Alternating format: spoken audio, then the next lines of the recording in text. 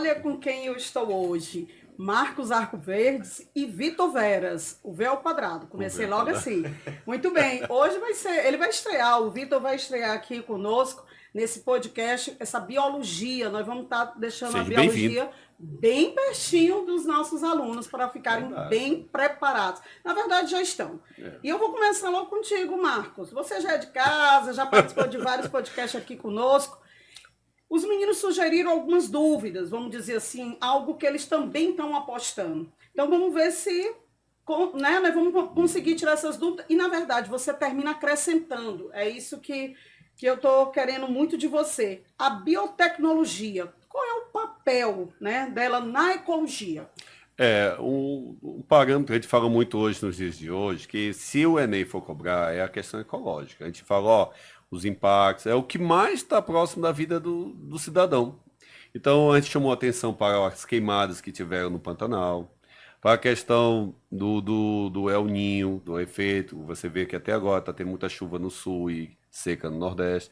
Então, a biotecnologia, desde a agricultura para o desenvolvimento sustentável, das plantações, dos ecossistemas, tentar recuperar animais até em extinção, né? A busca do homem, recuperar esses animais. Melhoramento genético é uma coisa que vai ser uma coisa que vai puxar toda a biotecnologia para a questão de órgãos, transplante. Nós chamamos a atenção no começo do ano, aquele transplante de coração com genes humanos de porcos, mas que só deu errado porque a pessoa já estava bem debilitada, mas foi um avanço tecnológico muito alto. Então, isso é o que vai impactar. Então, o Enem vai para esse lado, que é o que é da sua vida. Então, a biotecnologia vai estar presente em tudo que a gente vai ver daqui para frente. Olha que interessante, ele já começa logo pontuando muitas coisas atuais, né? Eu digo atuais, mas também nós vimos no ano passado, e aí a prova do Enem, ela está trazendo toda essa recorrência. Vitor Veras, vamos conversar um pouquinho sobre citologia. Na verdade, eu vou te deixar bastante à vontade, tá?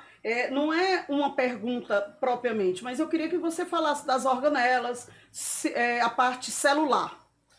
Primeiramente, agradecer a professora Márcia, ao Grupo Procampus pelo convite. Estar aqui é uma honra. Então, vamos lá. Bom, tema certo em todo o Enem e todo o vestibular. A questão das organelas. Então, quando você fala de membrana, podemos considerar a membrana como uma organela. Afinal, ela é um componente da célula que exerce diversas funções, tá certo? Controle do que entra, do que sai na célula, o fluxo celular. Então, transformações de energia, como síntese de ATP na membrana de organelas, como mitocôndrias e cloroplastos. E é de suma importância também não esquecermos das junções celulares, típicas de tecidos epiteliais. Nós temos aí plasmodesmos nos vegetais, fazendo a função do que você chama de junções gap lá no tecido epitelial. Ou seja, junções celulares não ficam restritas às células animais. Nós temos também nos tecidos epiteliais as junções que fazem, por exemplo, vedação total ou parcial do trânsito de molécula entre as células, como a junção ozônula de oclusão.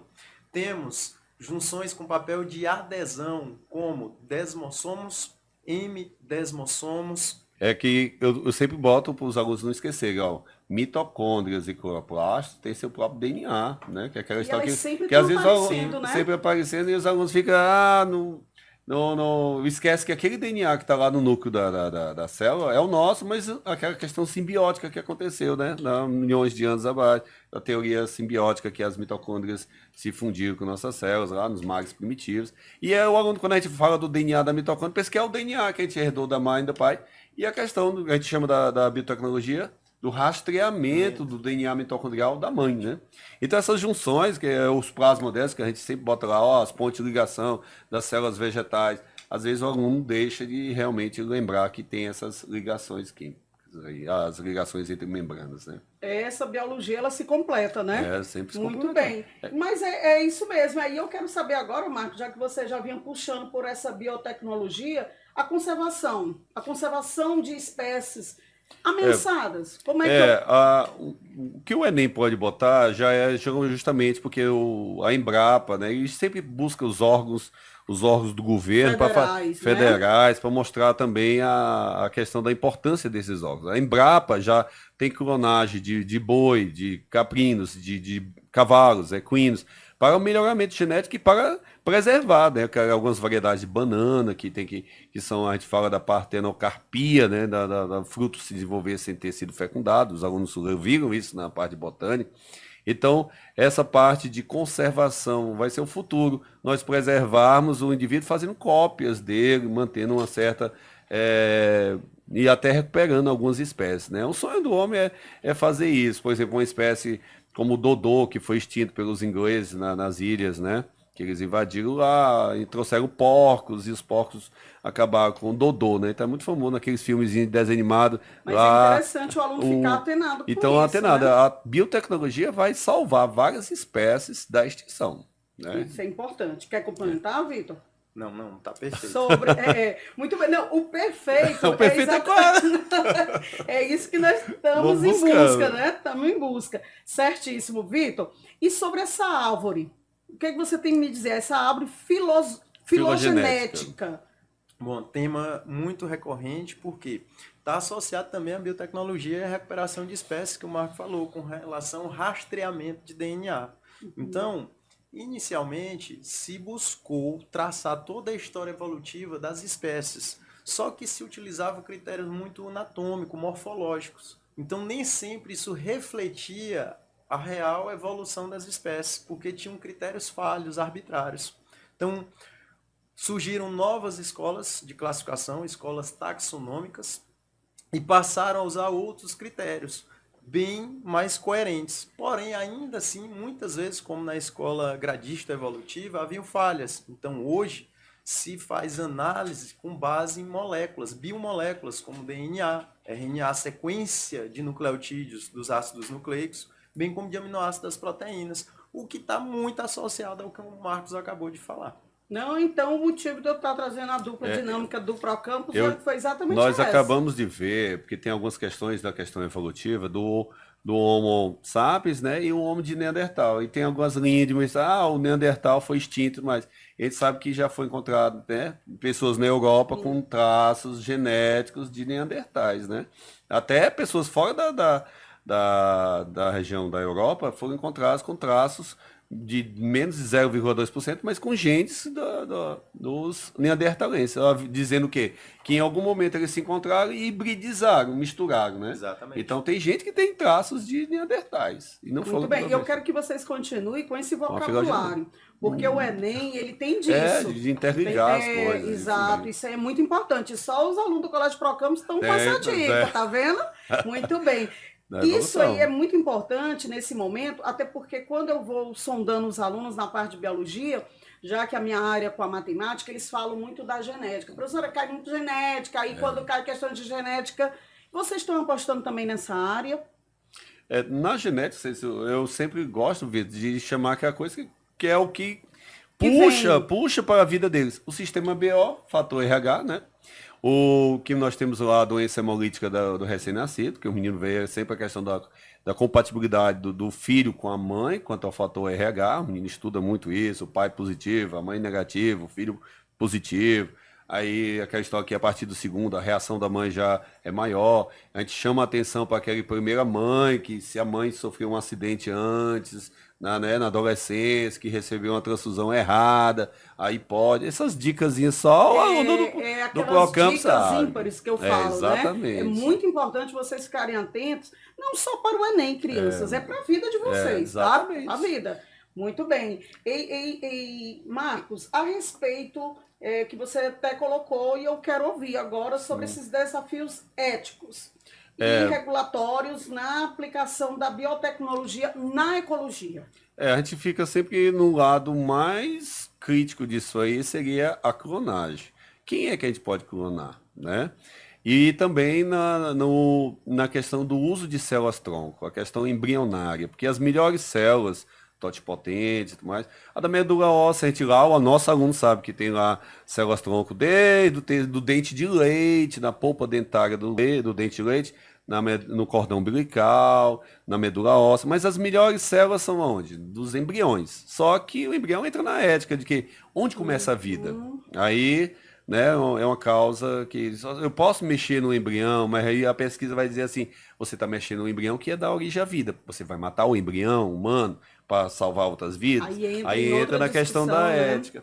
E o outro é quem é que tem o direito de clonar? Será que é melhor eu ter meus filhos ou fazer uma cópia de mim mesmo? Eu criar eu mesmo? Que eu já sei o que é que vai dar, que eu brinco até com os alunos. Gracinha, é melhor né? que. É. Não, outro. Olha aí, tá vendo? Parou, vai dar problema. Vai dar parou. Eita, tá vendo, Vitor? Mas Einstein a gente vai clonar. A gente vai clonar. Mas pensa aí, Marcos. Se um é bom, se um é dois. Se for por esse lado, tá? Vitor, e essas doenças tropicais? Você também tá apostando nesse tema? Sim, sim. Os alunos do Colégio Procampus estão ali preparados? O aluno do Procampus, ele está preparadíssimo. Ótimo, ele tá muito bem.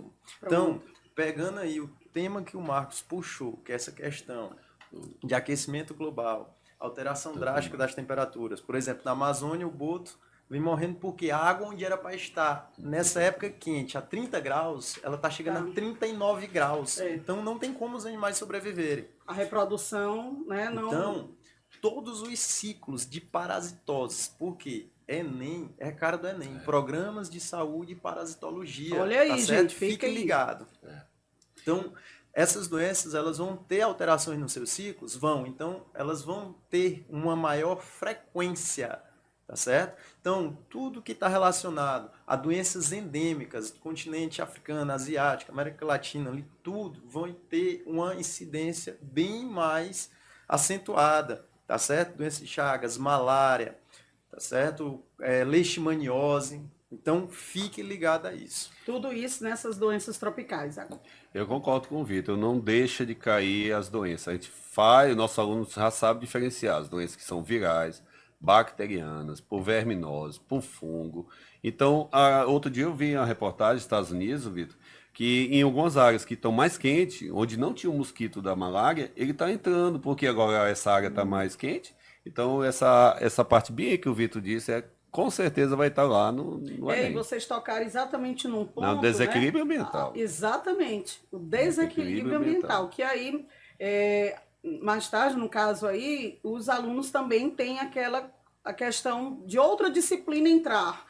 E aí faz o complemento. A geografia vai fazer esse complemento. Por exemplo, a geografia cobra lá a questão das chuvas na região amazônica, e a floresta vai se tornar cerrado. O cerrado vai se tornar semiárido. O semiárido vai ser deserto, vai surgir deserto no Brasil. Aí a geografia vai cobrar isso. Não tem como estar estudando os só biomas, para um aluno que vai fazer Enem. É tudo, isso interligado. Mesmo. Muito bem. Agora eu quero ouvir dos dois, na verdade, mas vamos começar aí pelo Marcos. Marcos, como no caso, a respeito propriamente da ecologia? O que você tem me dizer para dar as aplicações?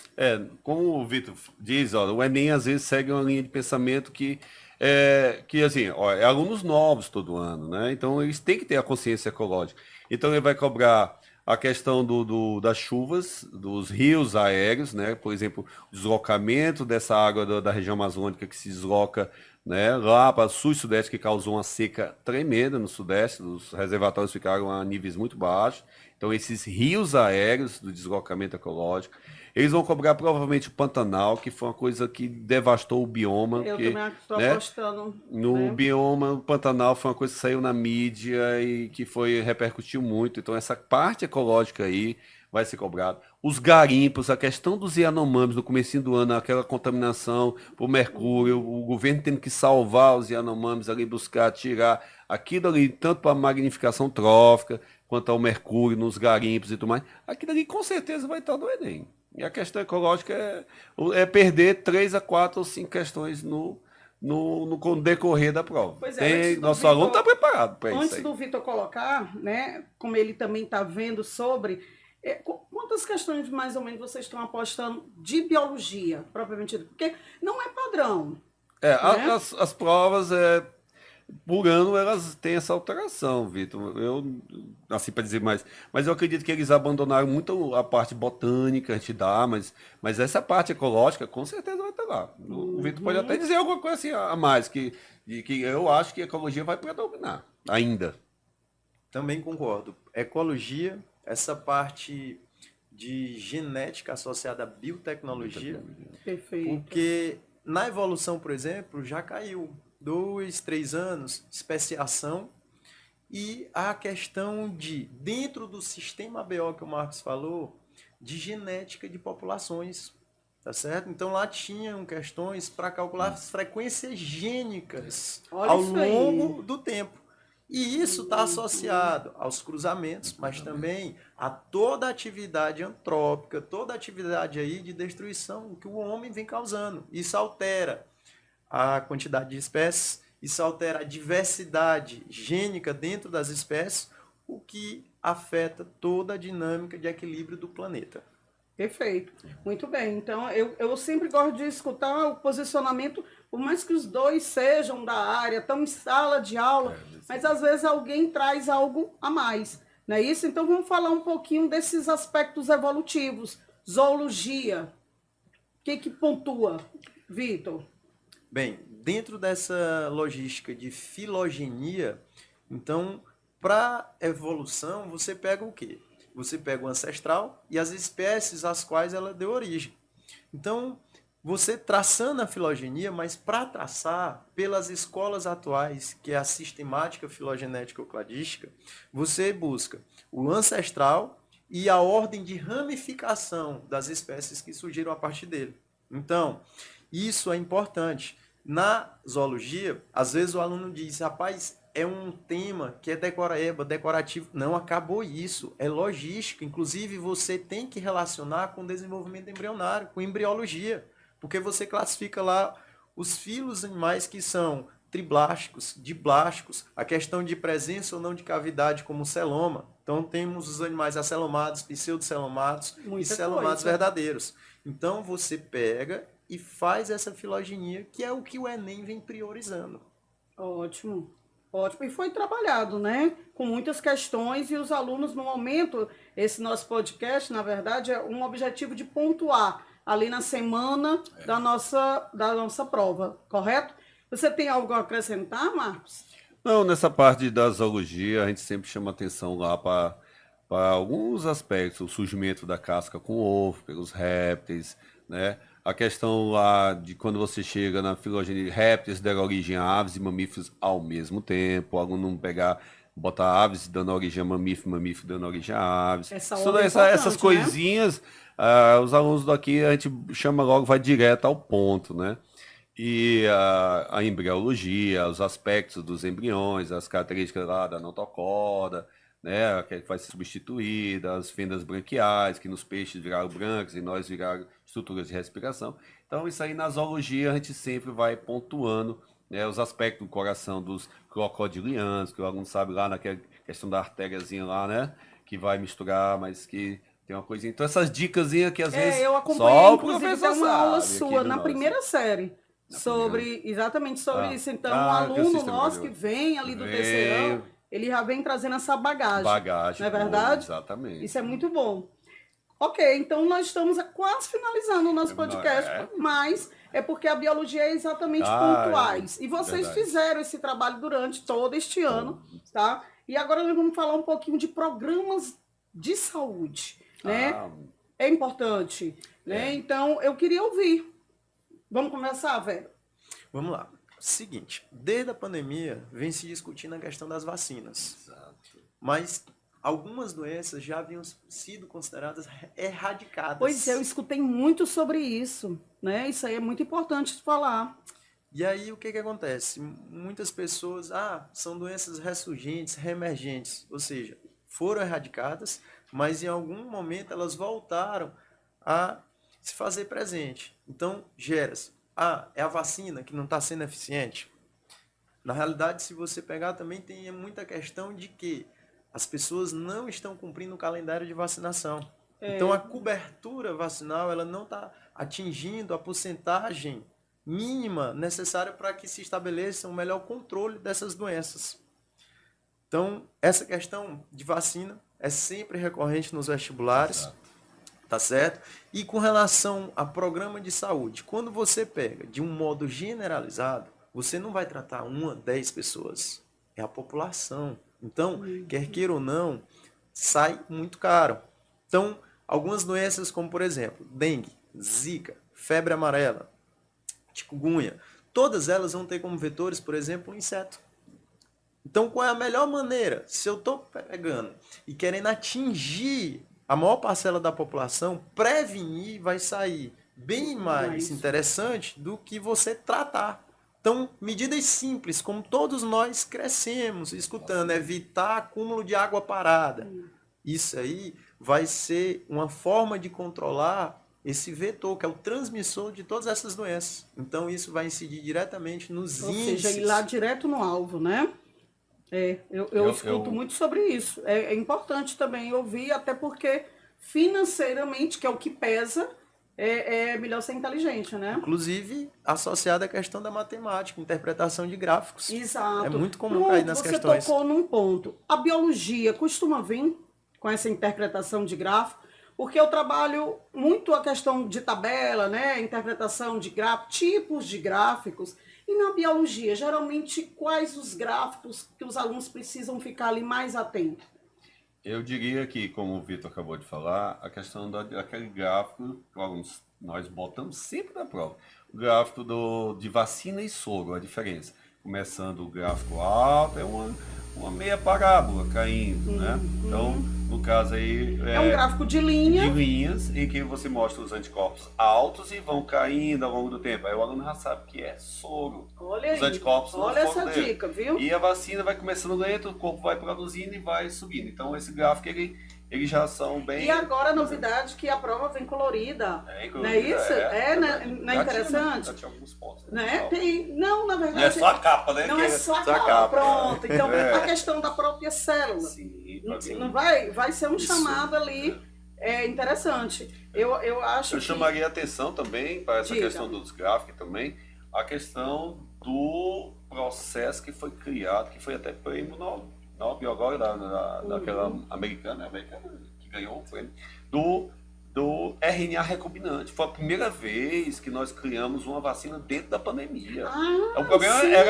era não ter para todo mundo, mas a pronto. tecnologia do RNA recombinante é o que vai fazer com que agora vacinas como de AIDS e tudo mais, em pouco tempo a gente vai ter aí respostas muito mais ativas das vacinas com o RNA recombinante o detalhe, Marcos, do é desenvolvimento porque de vacinas. eu costumo dizer, assim, até dentro de casa que nós temos filhos, né?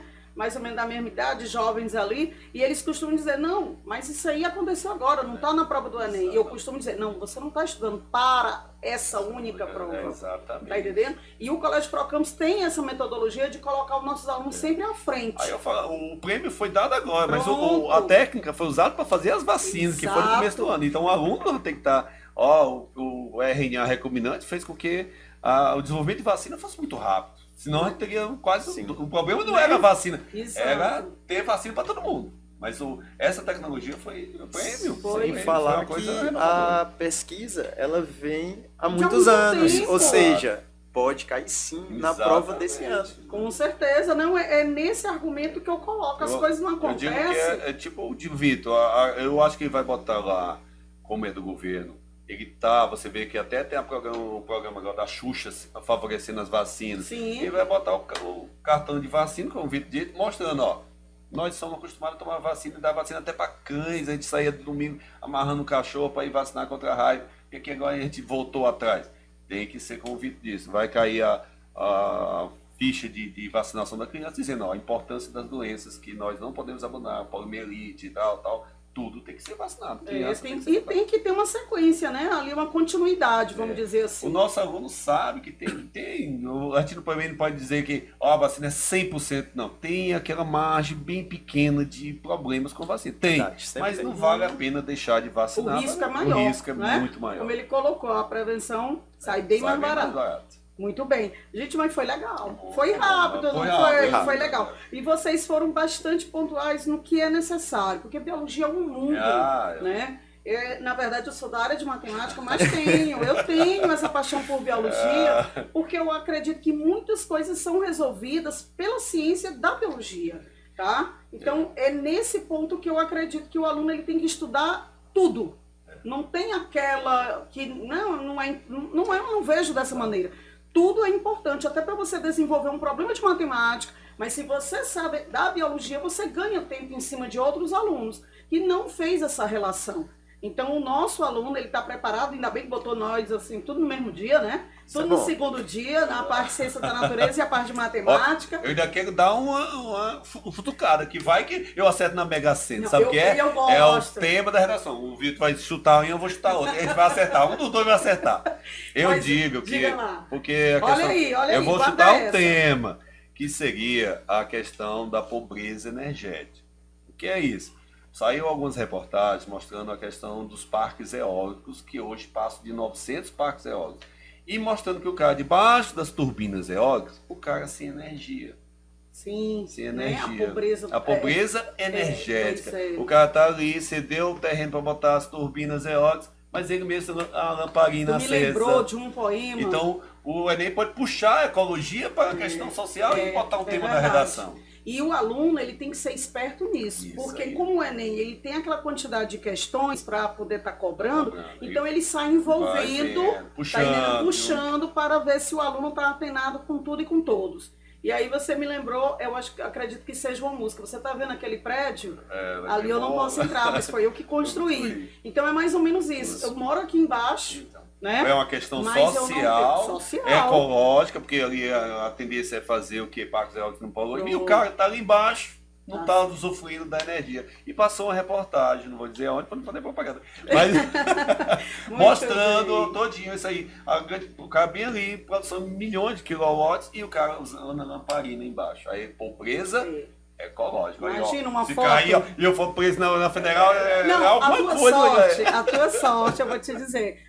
O nosso podcast ele vai ser lançado depois do domingo.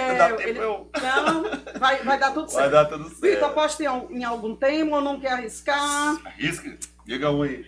Bom, puxando aí essa questão sempre social, que eu acho que no Enem é bastante recorrente, já 3 ou 4 vezes.